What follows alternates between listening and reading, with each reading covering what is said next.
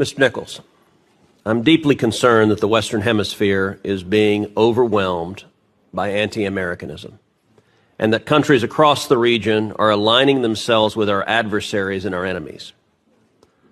I'm deeply concerned that former U.S. allies are being replaced by leaders who are actively hostile to us and our interests, and that the Biden administration has chosen to embrace many of those leaders.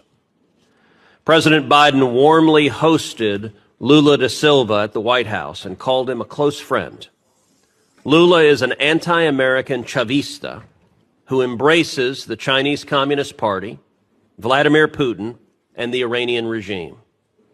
I'll note that President Biden has not extended the same courtesy to Israeli Prime Minister Benjamin Netanyahu, and indeed the Biden White House has made clear that Israel's Prime Minister is not welcome in the Biden White House.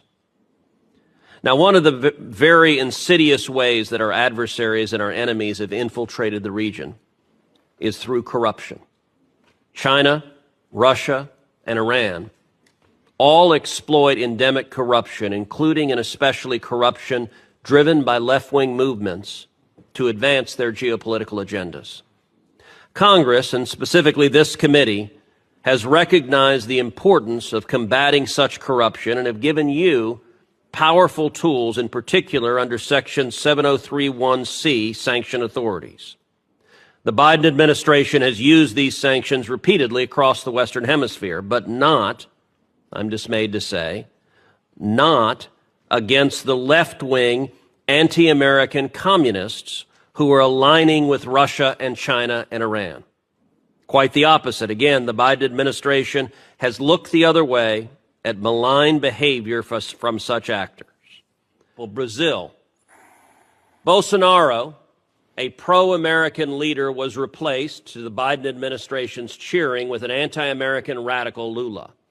And there is corruption likewise in the Lula government. In February, Lula allowed 2 of Iran's most advanced warships to dock in the port of Rio de Janeiro. The United States opposed that act, at least formally. In fact, the United States sanctioned those ships with what are supposed to be powerful designations, and yet it happened. I believe the Lula government's corruption played a significant role in their decision to ignore the Biden administration and allow the docking. Do you agree with that assessment? And has the Biden administration enforced any sanctions related to that instance, and in particular to the Brazilians providing material support to the Iranian ships? The administration engaged our partners throughout the hemisphere, and we're very pleased that the Iranian ships were not able to dock anywhere else. We're deeply disappointed that one of the 2 ships was able to dock in Brazil. The other was offshore.